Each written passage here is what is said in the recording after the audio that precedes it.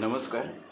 Dreams ज्येष्ठ नागरिक संघ भांडूप पश्चिम येथे दिल अभी भरा नहीं हा कार्यक्रम 4 जून 2024 रोजी सादर केला. गायिका तृप्ती सरदेसाई. सुरुवातीची 3 मिनिटं प्रेक्षकांच्यावरती कॅमेरा फिरवलेला आहे आणि 3 मिनिटांनंतर मुख्य कार्यक्रमाचा व्हिडिओ सुरू होईल. धन्यवाद.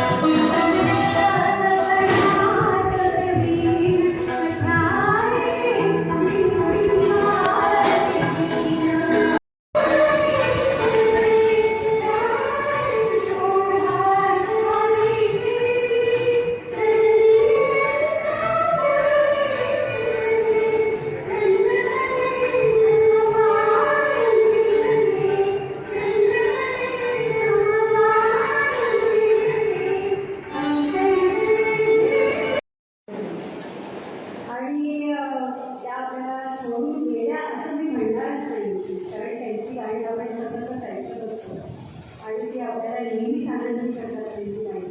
तर अशी त्यांची काही गाणी मराठी आणि हिंदी घेऊन आम्ही आलेलो आहोत. ते ती अभी भरा नाही. म्हणजे तुम्ही अजून जाऊ नये, तुमची गाणी आम्हाला अजूनही ऐकायची आहे.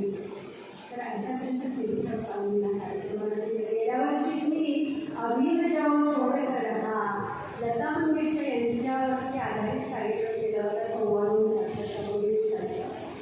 आणि त्यांची 16 संगीतकारांकडे त्यांनी गायलेली 16 गाणी शिवाय काही वेळ होतं. आणि तेव्हा वाटलं नाही की आशाबाईवरती कार्यक्रम करण्याची वेळ एवढा लवकर येईल. तर ती आली आणि नेमकं 4-5 दिवसापूर्वी सुद्धा ताईने केला. तर हा ही 3 अक्षरशः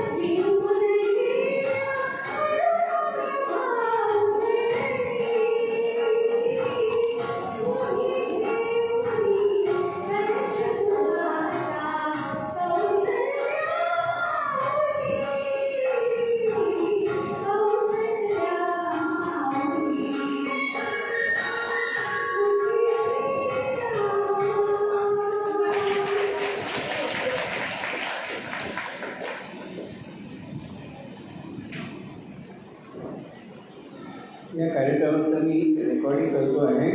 याची यूट्यूबची जी लिंक आहे ना ती मी उद्या पाटील साहेबांना पाठवेन आणि मग ते तुम्हाला पाठवेन. नेहमीची पद्धत आहे माझी कार्यक्रमाचं रेकॉर्डिंग करायची. कारण काय माहिती का, हे आपल्याला तंत्रज्ञान एवढं विनामूल्य उपलब्ध आहे ना, त्याला 1 रुपया देखील लागत नाही. आपण का फायदा घ्यायचा नाही त्याचा म्हणून करतो. आणि जी म्हणजे आलेली नसतात त्यांना पण त्याचा लाभ घ्यायचा असतो. आशाताई 12,500पेक्षा जास्त गाणी गायली, वेगवेगळ्या भाषातली गाणी गायली आणि महत्त्वाचं म्हणजे सगळ्यांसाठी त्या गायल्या. जसं आपल्याला मोलकरीणमधलं देवदरीमधलं कधी भेटेल आठवतं सुलोचनाबाई, त्यांना त्यांचा आवाज जसा एकदम सूट होतो ना, तसंच हेलन ज्यावेळी गाणं म्हणतात इस दुनिया में जीना होतं सुनलो मेरी बात, म्हणजे एकच व्यक्ती ते म्हणताना कळतंय कोणासाठी गाणं म्हटलं आहे. हे असं त्यांचं वैशिष्ट्य होतं. तर आपण पुढच्या गाण्याकडे बघूया. जीवलगा कधी रे येशील. सुवासिनी या चित्रपटाची आहे, ज्याच्यामध्ये 4 रागांचा समावेश आहे आणि सुरुवात यमन रागावर सुरू केली आणि शेवटही परत यमन रागावरती वेगवेगळ्या रागात परत यमन रागावरती गेला. अशा काही हे अतिशय छान करत आहे. तुम्ही प्रयत्न करा.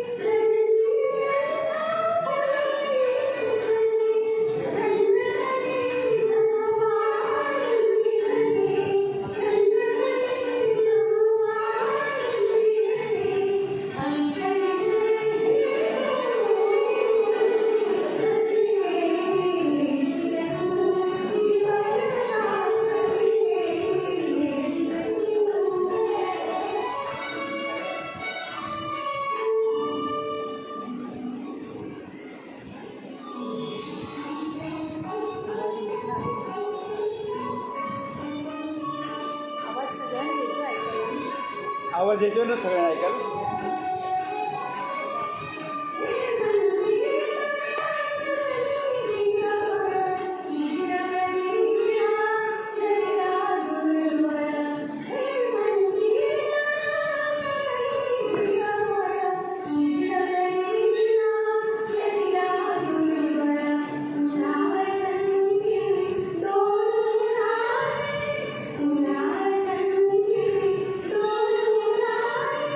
Thank you.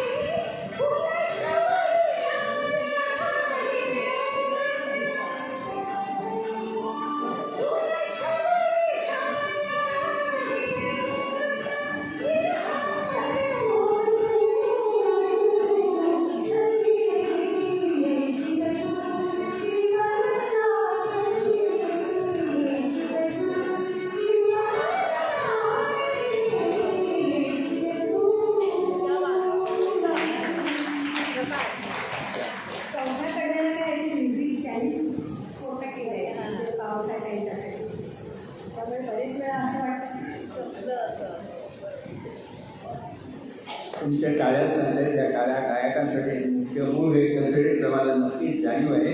आणि ज्यावेळी टाळ्या एकदा जोरदार झाल्या पाहिजे तर न सांगता त्यावेळी टाळ्या येतात, तो टाळ्याचा खरा आनंद असतो. आम्ही कधीही सांगत नाही एका कृतीचा तरी जोरदार टाळ्या. मराठी माणूस रसिक आहे, प्रगल्भ आहे, चांगलं दिलं तर तो टाळ्या वाजवणं अजिबात कंजूसी करत नाही. पण हल्ली सगळ्या कार्यक्रमामध्ये एवढा अतिरेक होतो ना, एकदा जोरदार टाळ्या झाले आणि वाजवलं तरी पुन्हा एकदा अरे कशाला एकदा वाजवले आणि टाळ्या मागून मिळून त्याच्यात मजा नसतो. आपसूक मागून टाळ्या घेतात त्या जुन्या गायकांना टाळ्या त्यांचा अभाव आहे. पुढचं गाणं आपण एक युगलगीत आहे, कारण तृप्तीताईबरोबर मी 99 कार्यक्रम केले त्यांचे गाण्याचे. गीततृप्तीचा आपण इथे पण केला होता आणि गीततृप्तीचा 100वा कार्यक्रम आता 13 जूनला बोरिवलीला आहे. त्यामुळे मला लोक विचारतात तेवढे 99 कार्यक्रम त्यांच्यावर त्यांना काय शिकला, म्हटलं एखादं युगलगीत तरी म्हणायला हरकत नाही. असं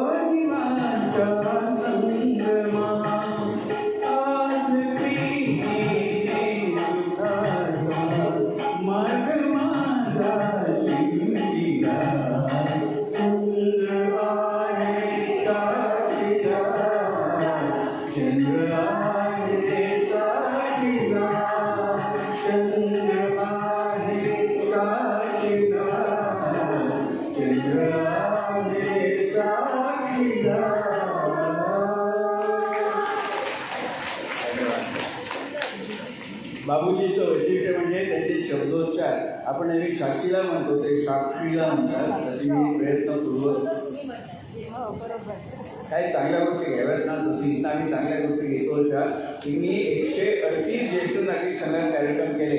प्रत्येक ठिकाणी अशी व्यवस्था व्यवस्था असते, एका बाजूला भगिनी बसलेले असतात, एका बाजूला पुरुष बसलेले असतात. हा एकमेव संघ असा आहे की जिथे महिलांना पहिलं प्राधान्य आणि पुरुष मागत असतात. ते पहिल्यांदा बघितलं.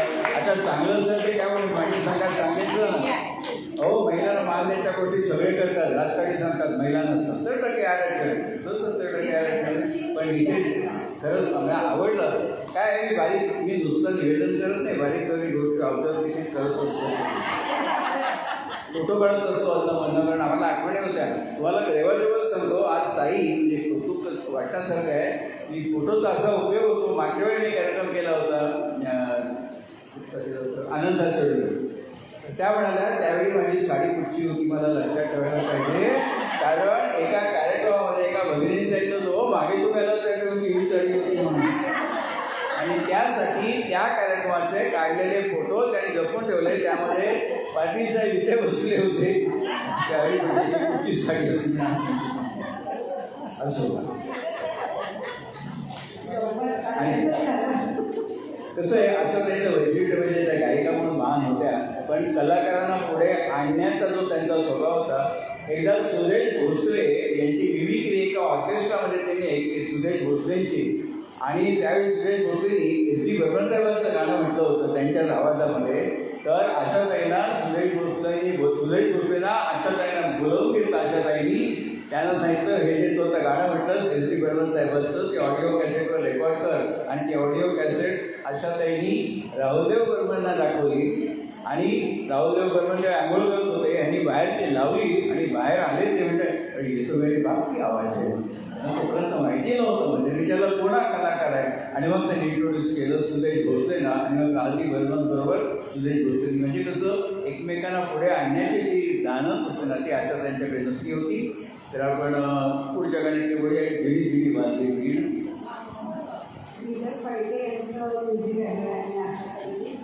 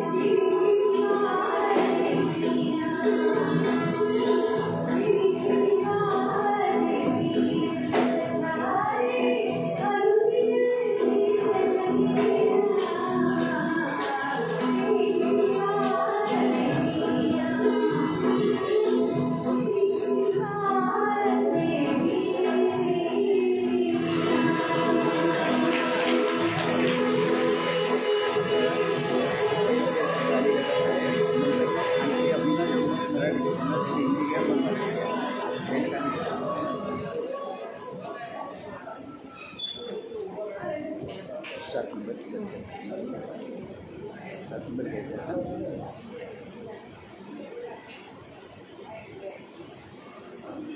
मुमताज अभिनेत्री पूर्वी दारा सिंगच्या स्टंट चित्रपटात फक्त असेल, कारण तिला नायिका म्हणून कोणी घेत नसत. त्यावेळी ते हम तेरे बिना जिना सकेंगे सनम ते गाणं मुमताजच्या तोंडी होतं. आणि नंतर मुमताजचं नशीब पालटलं की रामो श्याममध्ये तिला सहनायिका म्हणून दिलीप कुमारबरोबर काम मिळाल्यावरती मुमताजचे ग्रह पालटले आणि मग ती राजेश खन्नाची देखील नायिका झाली. आणि मग तिथून ते गाणं होतं बालम तेरे प्यार की थंडी आग में जलते जलते रामो श्यामचं. त्यामुळे एखाद्याचं नशीब जसं पालट होतं, दिलीप कुमारचा बरीच स्पर्श झाला आणि मुमताज एकदम नायिका म्हणून आली. आणि एक तालीगटाचं आहे. ह्या आपल्या कार्यक्रमामध्ये थोडी मराठी थोडी हिंदी अशी मिक्स वेळ येते, याचं कारण की आपल्याकडे मिक्स क्राऊड आहे म्हणून. कारण आमचा कार्यक्रम सगळा मराठी असतो, सगळा हिंदी असतो, मिश्र असतो. आणि आज मला परत परत फोटो काढायचा मोह का होत माहिती आहे का? अहो लॉकडाऊन नंतर एवढी हाऊसफुल गर्दी बघायची डोळ्यांची सवयच केली, म्हणून मी परत परत व्हिडिओ काढतोय म्हणून.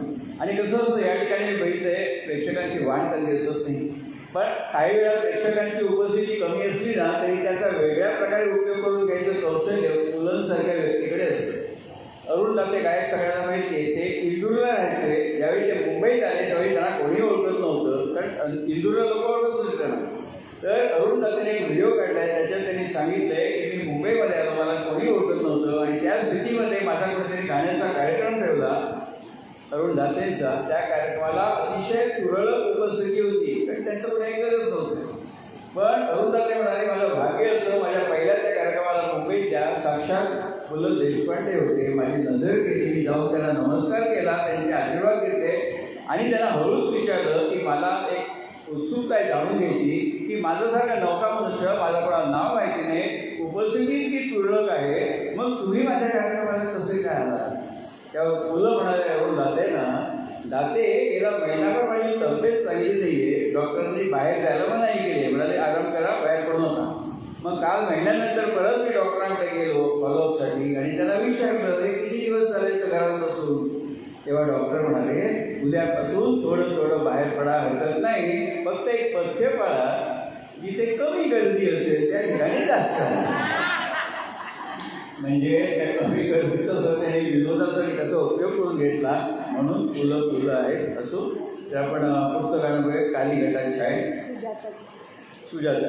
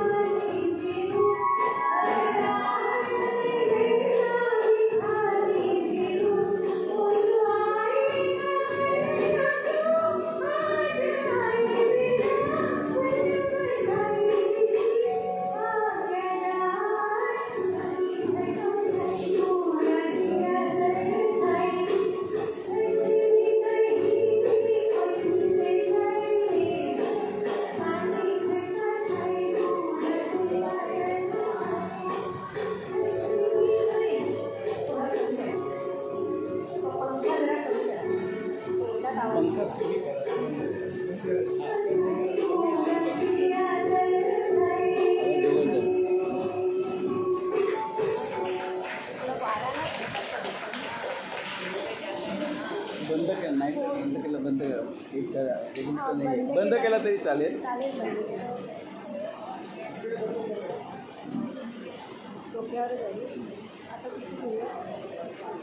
आणि तृप्ती त्यांचा आवाज थोडा व्हॉल्यूम वाढवा तिकडनं.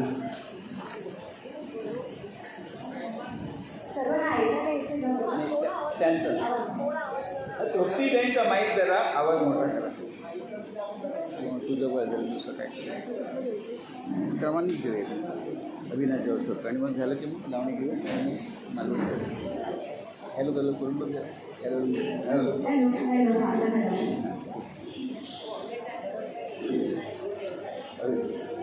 लग्न तिथे ज्यावेळी गेले ना त्यावेळी आम्ही एक कार्यक्रम केला होता. आम्ही म्हणजे काहीही केला होता अविनाश जावळ छोडकर या नावाचा.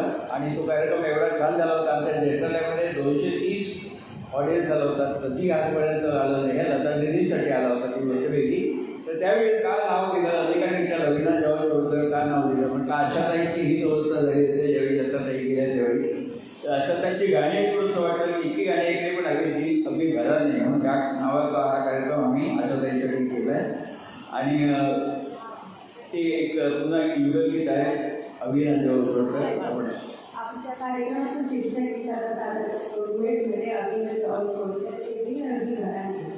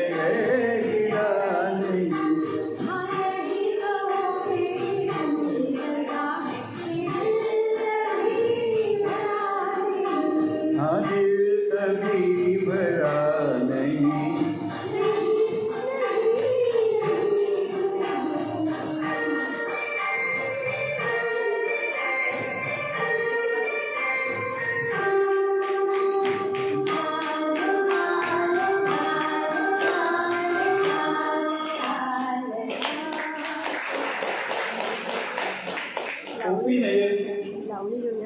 नंतर झाल्यावरती गेला पण मालवणी करतो ज्याही आपण गेल्यावर सुद्धा ओपी नय्यर साहेबांच्या ओपी नय्यर साहेब हे दाईचे खूप आवडते संगीतकार होते आणि योगायोगाचा झाला त्यापूर्वी गिरगावात राहत होत्या लग्नानंतर काही दिवस आणि तिथे बाजूला एक होमिओपॅथ डॉक्टर होते आणि त्या होमिओपॅथी डॉक्टरची ट्रीटमेंट रोक्तीताईंच्या सासूबाईंना सुरू होती. त्या एक दिवशी त्या सासूबाईंचं औषध आणण्यासाठी गेल्या आणि योगायोगाने तिथे कोण बसलं होतं ओपी नय्यर साहेब बसले होते. त्यांनी बघितलं डॉक्टर साहेबांच्या केबिनमध्ये उंच गोरे असे पान हॅट घातलेले त्यांनी ओळखलं ओपी नय्यर. यांनी जाऊन नमस्कार केला म्हणा या ओपी नय्यर साहब है ना म्हणा आपने कैसे पहचाना त्या म्हणाला मैं रसरंग में आपका फोटो देखा था रसरंग कुठे ओपी नय्यरला माहिती त्याला फिल्मफेअर माहिती पण ठीक आहे ते म्हणाल. मग त्यांनी विचारलं ओपी नय्यर साहेब आप क्या करते हो म्हणाले गाना सीख रही हूँ संगीत इशारा कर रही हूँ. तेवढ्या अच्छा अच्छा है आप सीख लो कोई भी आर्ट होनी चाहिए. मग तेवढ्यात काय झालं या नेहमीच्या पेशंट असल्यामुळे डॉक्टरनी बरोबर औषधाची पुडी बांधून ह्यांना दिली कारण तात्काळ ठेवायचं नाही नेहमीचं जरा ऐकून. तर ह्यांना असं वाटत होतं की डॉक्टरने जरा उशिरा औषध द्यावं म्हणजे ओपी नय्यर साहेबांची गप्पा मारता येतील म्हणून पण ते काही झालं नाही. डॉक्टरनी चांगल्या ऐकून औषध दिलं आणि यांना जास्त बोलायची संधी मिळाली नाही. ज्यावेळी मला किस्सा कळला त्यावेळी मी तृप्ती द्यायला म्हटलं की तुम्ही एक चूक केली रोज डॉक्टरकडे जायचं आणि सांगायचं औषध बदलून द्या सासूबाईंना काय अजून कोणी येत नाही. म्हणजे त्या निमित्ताने माझे पुण्याची मंडळी खरोखर हुशार असतात. म्हणाले तुम्ही रोज जाऊन सांगता डॉक्टर 4 दिवसाचं औषध देतात तुम्ही परत दुसऱ्या दिवशी गेलात नवीन औषध दिलं की 3 दिवसाच्या औषधाचे पैसे फुकट गेले ना. म्हटलं भले औषधाचे पैसे फुकट गेले त्या निमित्ताने रोज ओपी नय्यर साहेब भेटत राहिले असते बोलणं राहत राहिलं असतं आणि न जाणो कधी काही आम्ही रेडिओ सिलोवरती असं घोषणा ऐकली असती अब जो गाना सुनने जा रहे हैं वो लिखा है हजरत जयपुरी ने संगीत दिया है ओपी नय्यर ने और गा रही है तृप्ती सर्वेस. आम्ही आनंदात मुकलो ना तर ओपी नय्यर साहेबांचं एक छान गाणं जाइए आप कहा थोडं मोठं येते म्हणून आम्ही थोडंसं त्याला कात्री लावली कारण अनेक वेळा काय होतं खूप मोठं गाणं असं की लोक कंटाळतात गाण्याची संख्या देखील वाढते. जाइए आप कहा 8 नंबर.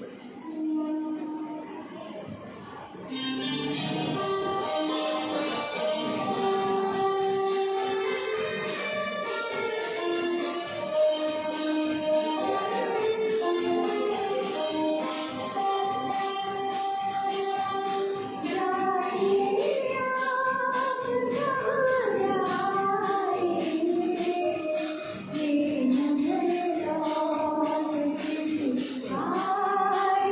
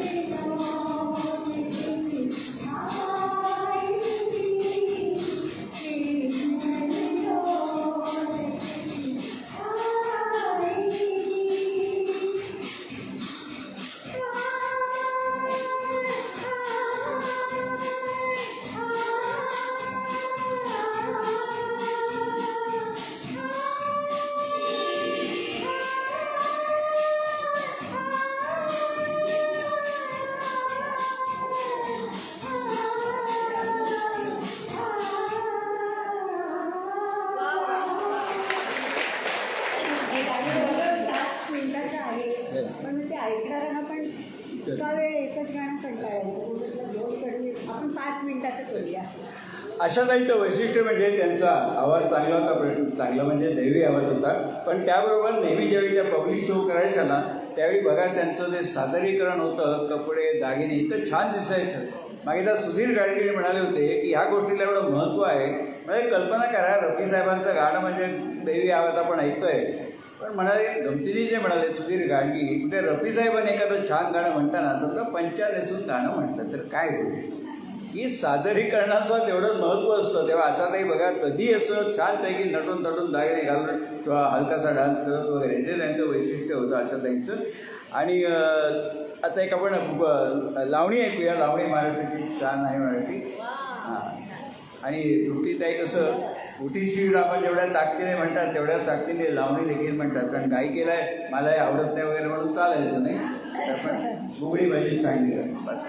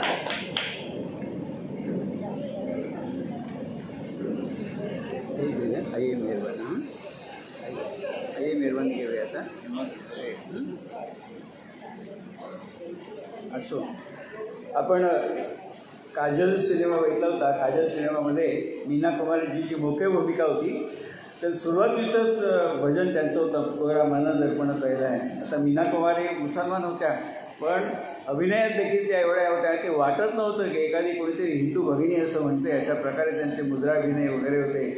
आणि तोरा मना दर्पण केलं आहे. तसंच त्याच चित्रपटामध्ये भावालाही गाणं म्हणतात ते, मेरे भैया मेरे चंदा मेरे अनमोल रतन.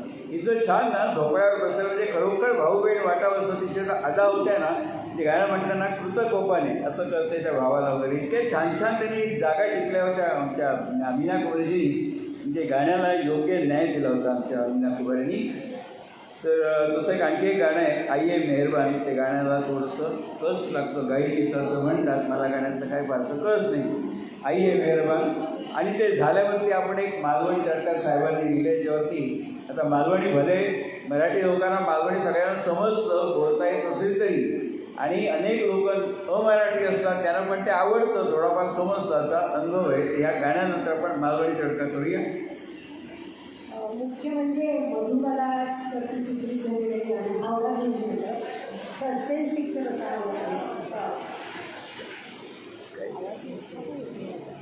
आवाज ऐकू जातो ना सगळ्यात मागे.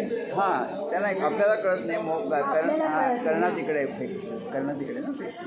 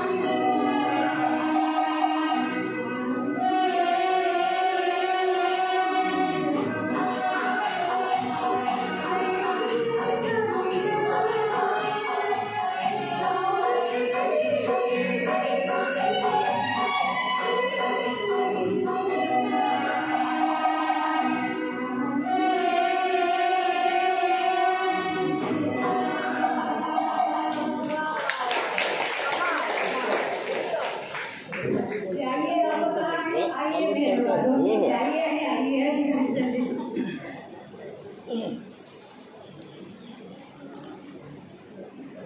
मंडळी, आपल्याकडे कोकण प्रांतातली बरीच मंडळी आहे. म्हणून मला असं एक कळलं, कुणकुण लागली की सर छानपैकी मालवणी पण सादर करतात. म्हणून मी त्याला विशेष मागणी केली की तुम्ही काहीतरी एकादशी मालवणीमध्ये घेण्यात यावं. भाषा कुठलीही श्रेष्ठ कनिष्ठ असत नाही. आपण म्हणतो दर थोड्या 16 महिन्यावरती भाषेचा म्हणजे पोच बदलतो, लहेजा बदलतो. तुम्ही नाशिककडे गेला तर वेगळी, मराठवाड्याकडे गेला वेगळी, विदर्भात गेला वेगळी. भाषेची ही विविधता म्हणजे अनेकतामध्ये एकता जपणारा आमचा हा भारत देश आहे. म्हणून हा अट्टास. त्याच्यामध्ये आपण बघितलं आहे की मच्छिंद्र कांबळे, मराठा वस्त्रहरण, त्यांचं नाटक बऱ्याच जणांनी पाहिलेलं असेल. आणि आता वैभव मानले तो मच्छिंद्र कांबळेची भूमिका करणार आहे. साधारण जुलै 1ला ते प्रयोग होणार आहेत. 5336 प्रयोग. तिथून पुढचे प्रयोग वैभव मानले करणार आहेत. तर ती भाषा किती गोड आहे आपल्याला कळत नसेल, पण आपल्याला प्रत्येकाला समजते. तो लय फार कठीण नाही समजायला. गुजराती पण मला कळते, मला बोलता येत नाही, पण बऱ्यापैकी आपल्याला 90% तरी सगळ्यांना ती गुजराती, मराठी वगैरे या भाषा, हिंदी वगैरे फार सिमिलॅरिटी. तुम्ही मला तामिळनाडूची तमिळ भाषा, कन्नड भाषा किंवा मल्याळम या टोटली डिफरंट आहेत. पण ह्या नॉर्थच्या भाषा आणि आपल्या महाराष्ट्र गुजरात या भाषा आहेत, साधारण त्याच्यामध्ये सिमिलॅरिटी बऱ्यापैकी आहे. त्यामुळे समजायला थोड्या सोप्या पण जातात. जसं मध्ये गेला तुका झाला माता वगैरे औषधं रोज शिरो पडू काय आपल्याला कळत नाही, पण हे मालवणी काय काय बोलत असतात. मुलीला चेडू, चेडू म्हणतात का, मुलगी चेडू, मुलगी असेल चेडू वगैरे असे काही काही शब्द आहे. हां, काही किलो, काही किलो असे ते इकडे बंगाली असं काय आपण ते त्यांना ऐराणी सांगा, मराठी सांगा, काय पैसेवा माधवा काय सादर केलं त्याची. बरोबर आमच्या शेपाली मॅडम बरोबर सांगितलं की हजर. जेवढं जमेल तेवढं मांडायचं प्रयत्न करतात. हो, प्रयत्न केला की जरा यश येतच आणि हा प्रयत्न सगळ्यांना करायचा आहे. या शाळेमध्ये प्रत्येक स्टील आर्ट स्टुडंट जोपर्यंत आपण स्वतःला विद्यार्थी समजून आपली प्रगती होणारच आहे. आणि आता मालवणी तडका आपल्याला ऐकायचं आहे. खूप छान तो आहे असं मला अनुभव मी काही काही असं येत असतो की कुठून आपल्याला काही काही बातम्या कळतात की त्यांची काय प्रसिद्धी आहे आणि काय नाही. म्हणजे ते आता ही मंडळी काय म्हणजे 20 संपून 21 लागलेलं नाही हो. 75 ओलांडलेले आमचे सर बघा काय उत्साह त्यांचा आहे. तेवढे फोटो काढायचे, ते पाठवायचे, यूट्यूबला जायचं आणि स्वतः प्रत्येक कार्यक्रमात धीरने भाग घेणं आणि प्रत्येकाचं प्रेम मिळेल, जमेल तेवढं सहकार्य करणं हा त्यांचा स्थायीभाव आहे. बरोबर म्हणजे माणसाची अशी वृत्ती जर चांगली असेल, नीतिमान माणसाने असावं. मला सर सांगावंसं वाटतं की हे आमची मंडळी पण बसली आहेत. बऱ्याच ठिकाणी मी जातो बघतो, डोंबिवली असेल, कल्याण असेल, तिथे काय असतं, प्रेक्षक कसे येतात, आले यायचं, बसायचं, कोण बोललं गायलं ऐकायचं, उपकार केल्यासारखं बसायचं आणि निघून जायचं. आणि आमची मंडळी वय वर्ष 80-82 आम्ही बघतो, या बघितली बघतो. जेव्हा 2-4 खुर्च्या उचलतात त्यांना मोठ्या प्रचंड राजसत्ता घेणं शक्य नाही आहे, पण ही जी मदत करतात असा खारीचा वाटा प्रत्येकाने म्हणजे प्रत्येकाने आयुष्यामध्ये नैतिकता, नीतिमत्ता ही जपली पाहिजे. माझं पण काहीतरी देणं लागतं हा दृष्टिकोन तुमचा असणार, सहज आपल्याला यश मिळत जातं आणि सुखाची झोप रात्री आपल्याला बरोबर लगेच अगदी आधी म्हणायचं कोणी किती तुमच्याबद्दल वाईट बोललं, झोपताना परमेश्वरा त्याला माफ कर. तो चुकला असेल, जीजस म्हणतात God forgive them those who do not know what they do. अरे मला कळतच नाही की मी कसं वागलं पाहिजे, तर त्याला काय सांगायचं, आपण त्यांना माफ करायचं. जे चांगलं होतील त्याला धन्यवाद द्यायचे, जे आपल्या विरुद्ध बोलत असतील अशांना सुद्धा परमेश्वराकडे विनवणी करा. बघा तुम्हाला वाईट चांगल्या येतील आणि सुखाने शांततेने ही नक्कीच ह्या वाईट जात असतात. आपल्या मनामध्ये समोरच्याबद्दल प्रेम आहे की नाही, अहो तुमचं माझ्यावर प्रेम आहे तितकंच माझं तुमच्यावर प्रेम आहे, म्हणूनच हे ट्युनिंग जे चालतंय ना आपलं हे वनवे कधीच होऊ शकत नाही. तुमचा प्रतिसाद हा आपोआप तो वाढत जातो आणि मिळत जातो. बरोबर हे जे चेहरे मला सांगतायत ना, बरोबर ती प्रसन्नता, ते हास्य, काही फार आम्ही विद्वान नाही होतो, वाचरात लगडी जायचं आहे, पण तुम्ही जे कौतुक करतात, छान कोणीतरी बोललं वगैरे, जरी माणूस चुकतो तो, पण तुमच्याकडनं जे कौतुक मिळतं ना, आता ही कौतुकाची दाद कोणाला हवी असते? जो नव्याने उभा राहतो ना, जो पहिल्यांदा बोलतो, दुसऱ्यांदा बोलतो, 5-6 वेळा बोलतो, त्याला बोलायला जमत नाही. पण तुम्ही पाठीवर कौतुकाची छान दिली ना, त्याला बारामती जवळ येतो आणि पुढच्या वेळेला त्याचा परफॉर्मन्स अजून चांगला होतो. जे उभेले आहेत त्यांना त्यांचा परफॉर्मन्स चांगला झाला स्वतःलाच काही विचारायची गरज नाही, कोणी ज्योतिषाला सांगायची गरज नाही आहे, पण त्यांना त्यांचंच कळतं. पण आमच्याकडे ही नवीन मंडळी, नवीन विद्यार्थी आमच्याकडे रजिस्टर्ड झाले, त्यामुळे त्यांना घडवायचं आहे आणि आनंद हा द्विगुणित करायचा आहे. बाहेरच्या माणसाला प्रोग्राम दर महिन्याला ठरवला आपण 2 ते 3 गुरुवार आपण आपल्यासाठी वापरायचे. आता अशा सुमंडली कार्यक्रमाचं आपलं शीर्षक असेल तर त्याच्यामध्ये आपण सुमन आशा असेल तर आता आपण पुढच्या वेळेला सुमन कल्याणपूर यांना जरा रितेश प्रत्येकाने द्यायचं आहे, कारण आशा मंगेशकरांची आशा भोसलेची गाणी ही आज झालेली आहे आणि मागच्या वेळेला पण आपण झालं आहे, बराच उहापोह झालेला आहे. म्हणून पुढचा जो कार्यक्रम जरी सुमन आशा असेल, दोघींचं नाव असेल, तरी प्रयत्न आपला काय असायचा, रितेश सुमन ताई कल्याणपूरकर यांना देण्याचा प्रयत्न करा. धन्यवाद. अनेक वेळा एखाद्या कलाकाराचा कार्यक्रम आवडला की आयोजक सांगतात परत या. आमच्या बाबतीत उलट आहे, तुम्ही प्रेक्षक एवढे चांगले आहात ना, म्हणून मी पाटील साहेबांना विचारतो परत कधी बोलावं. असं असे चांगले प्रेक्षक मिळण्याची की कलाकाराचं बाकी असं. नमस्कार, माझी ओळख करून देते. मी तात्या भागवजी सावंत, रिटायर्ड जमादार, मुंबई महानगरपालिका पाणी खाते. मुंबईत रवायच्या ठिकाण Rangari Badak 4, delight road, Lower Parel, Mumbai number 13. मूळ गाव मुक्काम पोस्ट मालवण, पेटेवाडी, जिल्हा सिंधुदुर्ग. मालवण ते मुंबई सेंट्रल ST बसचा तिकीट 438 रुपये 50 पैसे. एवढी ओळख पुढे झाली नाही असं. तर मुंबई जायचं आम्ही 4 जाणार होतो. मी, माझं पोरगो श्री, आमची सूनबाई आणि आमचं कमिशनर.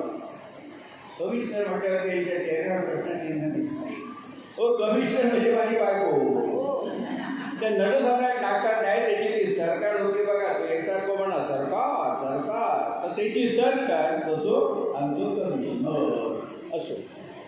आता माणूस रिटायर्ड झालो की त्याला घरात किती किंमत असता तुमका सगळ्यांका माहिती आहे. इकडे पण असतं तिकडे पण असतं, म्हणजे तुमचा आमचा सगळ्यांच्या सारख्या.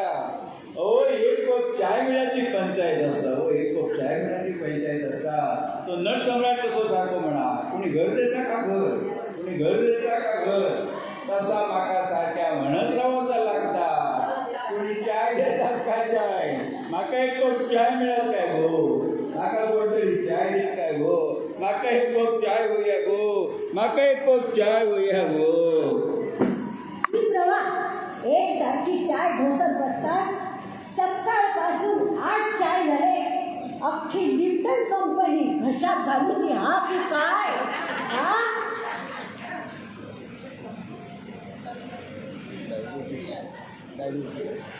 अशाने डायबिटीस होता नो. कमिशनर तुमचा आवाज किती कमावलेलो हा नाही, अगदी म्हशीसारखं. म्हणजे बाहेरात असताना म्हशी राखूचं काम मीच करत होते. असं काय तेव्हा असता.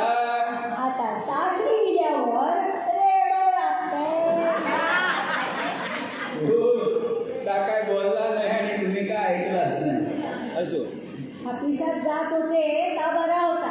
आता एकसारखे मित्रांग बोलवीत राहतात, चाय ढोसीत ठेवतो, मित्रांग बोलवीत राहतात, चाय ढोसीत ठेवतो. ढोसीतला चाय जाते मी. अगो, एवढ्या मोठ्या कपात की नका एवढी चाय घेऊन दिलंस ती काय माझ्या पिंडावर शिपरूसाठी काय गो. अगो यमाच्या रेड्याच्या बहिणी, अगो एक कप तरी घेऊन जा. ऐकता काय बघा. तर मंडळी श्रावण महिनो येलो. श्रावण महिनो येलो की लोकांना कसले नाही कसले संकल्प करतात. मी पण संकल्प केले तसो ज्ञानेश्वरीची पोथी वाचायची. कसा झाला ऑफिसातल्या लोकांनी मी रिटायर होताना ज्ञानेश्वरीची पोथी भेट म्हणून म्हाका दिली. तुमका काय सांगू, 34 वर्षां नोकरी करून रिटायर झालाय. 34 वर्षा. म्हाका वाटला काहीतरी मोठी भेटवस्तू देती, वॉशिंग मशीन देती, गेलो बाजार मिक्सर तरी देती. हे महिलांनी देऊन दिल्याने काय ज्ञानेश्वरीची पोथी. आणि तुमका सांगतं माझ्या निरोप समारंभासाठी जी वर्गणी काढल्याने सगळ्यांकडसून तुमका काय सांगा. माय देहानी माझ्याकडसून सुद्धा वर्गणी घेतल्याने. ते काय बोलण्यासारख्या काय बोल असं. तर आता हो संकल्प किती दिवस टिकता तो बघूया. ऋतूसून कसं तरी चांगलं वास येत हो. कसा जो चांगला वास येत राहिलो ना की पोथी वाचनात लक्ष लागत नाही. त्यामुळे आता कमिशनराक बोलून विचारतंय कसं वास येता तो. शांताबाई हो, गो शांताबाई, शांत्या, गो शांत्या, गो रांगे शांत्या. काय हो किती आवडता. ऐकलास ना, आडनाव घेऊन हाक मारले तेव्हा काय म्हणाला. किती आवडत होतास. अगो म्हाका एक सांग, मी तुका काय विचारतोय, तू आधी बस बस. म्हाका एक सांग, भुतूसून कसो तरी चांगलो वास येता गो. आज भाजी कशी करता. सुरणाची. सुरणाची. शिरा पडो तुझ्या तोटावरती. तुका किती वेळा सांगलंय गो श्रावण महिन्यात सुरणाची भाजी करू नको म्हणून. किती करू नको. त्या म्हणजे अगो सुरणाच्या पोळी चावताना मटणाच्या पोळी चावल्यासारख्या वाटता गो. काय देवाचं अगो उपास मोडताना. देवाचं काय वाचता तर वाचा. वाचतंय वाचतंय वाचतंय. तू पण ऐकव बस. म्हणजे काय माहितीये का, तेवढा पुण्य तुझ्या पदरात पडात. ऐकताय हा. वाचा वाचा काय का वाचा. तू असं म्हणी बोला ना तू. मी मध्ये मध्ये बोलते. काय मंजूर आवाज ऐकलास ना. माय मालवणीची लता मंगेशकर काय मेला लाजता बघा. काय लाजता बघा. अगो लाजायचा होता त्या वयात कधी लाजलंच नाही गो. तेव्हा जर लाजलं असतं आपल्या श्रीका 3-4 भावंडा नसती झाली. देवाचं काय वाचता तर वाचा. वाचतोय वाचतोय वाचतोय. हां नीट आहे का. पार्थ म्हणे केशवा देवादिदेवा आता झड करी रथ पेलावा. उचलून मध्ये स्थिर करावा दोन्ही दळा. कमिशनर याचो अर्थ तुमका समजावून सांग. कशा याचो अर्थ माका ठावत नाही असं तुमका वाटला काय.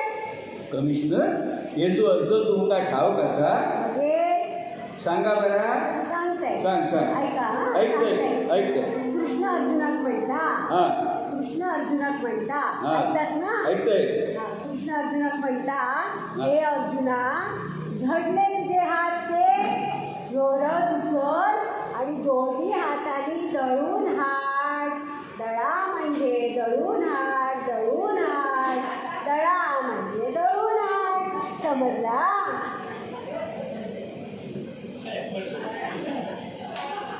कमिशनर तुमची ही हुशारी बघून ज्ञानेश्वर माऊलीचो रेडो सुद्धा तुमच्या पायावर डोक्यात टेकतलो. माय ह्या अर्थ सांगता बाय माझी ती जाते कामं पडली मी कसा जायलो जाते. पहिल्यांदाच आयुष्यात पाठा घाबरला. ते म्हणजे ही मालवणी गोड भाषा आता पाटील साहेबांनी सांगल्यानी मच्छिंद्र कांबळींच्यामुळे मालवणी भाषा एक प्रतिष्ठा मिळाली. रमेश आडावकरांनी आपल्या मालवणी भाषेवरती एक छान कविता केल्यानी ती कविता इतकी छान असा गाण्यातला मालवणी ही गोड भाषा बोल सोपे माता तुका. मालवणी ही गोड भाषा बोल सोपे माता तुका. भाग्य माझा मी समजतय मालवणी येता माका. मालवणी ही गोड भाषा बोल सोपे माका तुका. मालवणाची लाल माती लायटिळो कुंकवाचो. मालवणाची लाल माती लायटिळो कुंकवाचो. मातानी माती शब्दात नुसतो खरगासा वेलांटीचो. मातानी माती शब्दात नुसतो खरगासा वेलांटीचो. वेलांटीच्या पदरात माया आईची कळता माका. भाग्य माझा मी समजतय मालवणी येता माका. मालवणी ही गोड भाषा बोल सोपे माका तुका. बोल सोपे माका तुका. बोल सोपे माका तुका. तसा त्यांच्याबरोबर हवामान त्यांनी म्हाका सांगल्यानी की एक ओळ तीनदा म्हटलाच की लोकांका समजता. आता गाणं संपत्तीला सुटलं लय गोष्टी त्यांच्याकडनं शिकले. तो प्रोफेशनल सिनेमातलं गाणं आहे बघा. आवाज देके हमें तुम बुलाओ मोहब्बत में इतना न हमको सताओ. मोहब्बत में इतना न हमको सताओ. मी आपला कसं तरी म्हणत असं एकदा मला म्हणाल्या अहो त्याला शास्त्र आहे सताओ कधी म्हणायचं आणि सताओ कधी म्हणायचं. मग त्यांनी ते शास्त्र समजावून सांगितलं. त्यांच्याकडं बरंच काही शिकलो. फी न देता शिकलो हे महत्त्वाचं. तर आपण आता समारोपाकडे आलो. जरा उच्छलकूदवालं एक गाणं आपण ऐकूया आणि कार्यक्रमाचं समारोप करूया. खूप बरं वाटतं खूप बरं वाटतं. हो असं रसिक प्रेक्षक मिळायला भागेल तर कलाकाराला हवेशी ते म्हणाले तसं ना. पण माझ्या ना ह्या बाबतीत मी सुदैवी आहे. मी शेअर बाजारात ती व्याख्यानं केली पुण्यासारख्या ठिकाणी. तिथे देखील मुलाखत लावून ठेवली होती आणि माझी पद्धत आहे 10 म्हणजे 10ला कार्यक्रम सुरू करायचा होती. तिथे ती बंद केली. ते दोघेजण ज्येष्ठ नागरिक पहिल्या रांगेत बसले. ते म्हणाले हो ते व्हिडिओ लावा ना चांगला आहे माहिती. म्हटलं बघा कार्यक्रम सुरू व्हायचा आहे का तुम्ही असं करा की मला पत्ता द्यायला जाताना मी ह्या व्हिडिओची CD कट करून तुम्हाला कुरिअरनी पाठवेन. मला किती पैसे लागतील म्हणजे ₹1 देऊ नका. हो 15 रुपयाची CD SSच्या खर्चाने पाठवली. पण गंमत म्हणजे CD पाठवली. त्यांनी लगेच उत्तर दिलं आणि नंतर पुन्हा जेव्हा पुण्यात कार्यक्रम झाला त्यावेळी ते आले होते आणि कार्यक्रम झाल्यावरती सगळ्या प्रेक्षकांना सांगितलं की असं यांनी सांगितलं होतं CD पाठवीन. मला 1% शक्यता वाटली नव्हती. लोक सांगतात कोण आठवण ठेवून पाठवतो पण माझ्या ग्रस्तांनी आठवण ठेवून CD पाठवली. म्हणून पुढचा कार्यक्रम ऐकायला 16 मित्रांना घेऊन ते आले होते. त्यामुळे असं ॲप्रिशिएशन पुणेकरांच्याकडून पण मला मिळालं. तर आपण समारोपाचं एक गाणं ऐकूया काय. आपण झुमका दिला पाहिजे. हां बस बस बस बरोबर ठीक आहे.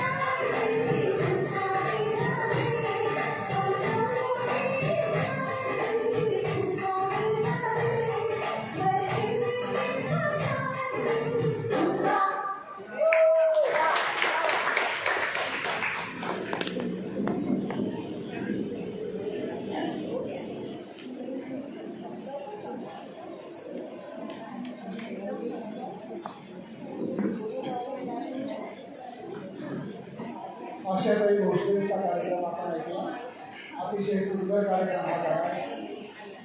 थोडक्यात मला पण एक छोटासा किस्सा त्याचा सांगावासा वाटतो. मध्यंतरी आपल्या AC हॉलमध्ये पण कार्यक्रम झाला. त्यावेळेला आपण बरीच माहिती परामर्श घेतला, पण त्यातला एक राहिलेला आणि काही जणांना अडचणी होत्या, तर थोडंसं त्यांना रिलेशन वगैरे त्याबद्दल थोडं सांगायचं मला. तर एकदा एक कार्यक्रम होता सकाळी स्टेजवर. आयोजक होते, त्यांच्या सहकारी वगैरे बसले होते. तर अशा टाईप त्याचे फोटो काढायचा एक फोटोग्राफर होता. तो अतिशय स्मार्ट होता, हुशार होता. त्याचं नाव म्हणजे मुस्लिम होतं. आता तिथे बाजूवाले जे होते तर त्यांनी एका पेपरवर टाकला होता, त्याचं नाव होतं. पण एकदा त्या ह्या मंचावर सगळे बसले असते ना, तर सगळं लक्ष इकडे असतं, शेजारचं काय होतं काय ते पटकन लक्षात येतं. त्यांनी नाव सांगितलं, पण आशाताईंना ते नाव काही कळलं नाही. मग त्यांनी कागदावर लिहिलं, मोठ्या सगळं निघाले. त्यावेळी त्यांना कळलं चुकीचं नाव वगैरे. मग ते म्हणाले, मग आम्ही कागद दिला होता, मोठ्या अक्षरात लिहिलं आणि दिसतं म्हणाला होता, आवडा तुमच्या बाजूला चष्मा होता ना, चष्मा तो लावायचा. आशाताई म्हणाले, मी गाडी कोणती म्हणते,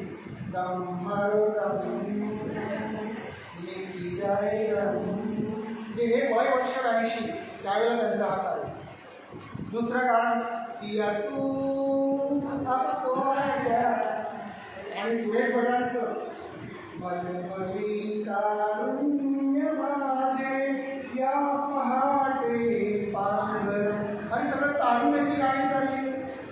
आणि तू म्हणतो चष्मा लावा कशी दिसेल मी. ते वय वर्ष 80 असून सुद्धा त्यावेळेला त्याच्या ओठावरती सहज याई रे गाणी वगैरे आहे. तरुणपणचे अशा पद्धतीचा तो उत्साह त्याचा होता. म्हणून मी चष्मा लावला नाही. अंबरीश मिश्र मला वाटतं ते पत्रकार होते, सिनेमात एक जर, आणि मला वाटतं अमराठी लोकांनी बरेच त्या नात्याविषयी एकदा सांगितलं होतं आजच्या कार्यक्रम. थोडंसं थोडक्यात ब्रीफमध्ये, गणेश भट हे मंगेशी देवस्थानचे प्रमुख पुजारी, म्हणजे सर्व.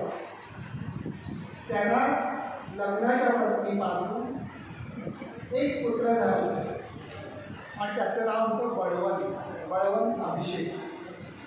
आणि येसूबाई राणे या होत्या देवदासी, आणि ह्या देवदासीवर त्यांचं प्रेम होतं. त्या उत्तम नर्तिका होत्या, गायिका होत्या. आणि यांना गणेश भटापासून येसूबाईंना तो मुलगा झाला. तो होता दीनानाथ मंगेशकर. बघा, बळवंत अभिषेकी आणि दीनानाथ मंगेशकर यांचं नाव सावत्रभाऊ होतं. पण बळवंत हे लग्नाच्या बायकोपासून, म्हणजे देवा लग्नाच्या आपले 7 फेरे घेतलेल्या महिलेपासून.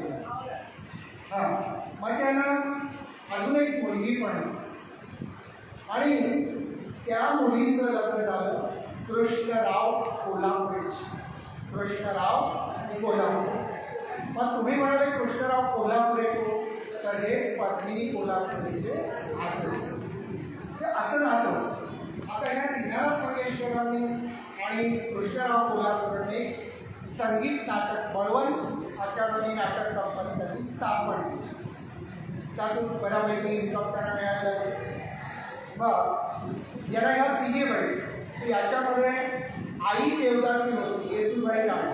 म्हणून या 3 उषा मंगेशकर, लता मंगेशकर आणि राधा मंगेशकर. राधा मंगेशकर ही हृदयनाथ मंगेशकर यांची मुलगी. या तिघी देवदासीना होता, त्यांनी विवाह केलेला नाही. हे असं त्यांना एक आख्यायिका. म्हणजे त्या आई इतकी, आणि पद्मिनी कोल्हापूरची आई सुद्धा ही हवाई सुंदर होती आणि काय उपवान होती. हे असे हे यांचे किस्से, त्यातून ही जन्मलेली भावंड. सगळेच काय होतं गायिका हृदयनाथ मंगेशकर होते. आणि आशा भोसलेंचा किस्सा माहिती, गणपतराव भोसलेंबरोबर पळून जाणं, लग्न करणं, 3 वर्षात 4 वर्षात 3 अपत्य. मोठा हेमंत, दुसरी वर्षा आणि तिसरा त्या आनंदाची मुलगी होती जनाई. आता आशाताईंचं काय भक्तिप्रेम संगीतप्रेम काय नाव ठेवलं? जनाई. आता आज आपण काय ठेवतो? ईशा. मुलीचं नाव आपल्या ठेवलं ईशा आहे. काय नाव ठेवतो सांगता येत नाही, पुढे लोकांचं नाव ठेवतं. पण आशा भोसलेने नातीचं नाव काय ठेवलं? जनाई. आणि नातू आनंद भोसलेचा मुलगा आहे रानसाई, त्याचं नाव. हे अशी नावं. आणि त्या आजीचा वर्चस्व बघा. ती जनाई सुद्धा किती कार्यक्रम करते आशाताईंबद्दल सगळीकडे. छान छान असे कार्यक्रम तिचं आयोजन करतात. हे असा हा वारसा लाभलेली मंडळी त्यांच्या आयुष्यात अधिक काटेरी टेपण होतं. सगळं आजूबाजूला सगळे काटे होते, पण त्यांनी कसल्याही परिस्थितीमधून त्यांनी शून्यातून आपलं स्वतःचं विश्व उभं केलं आहे. मला तर वाटतं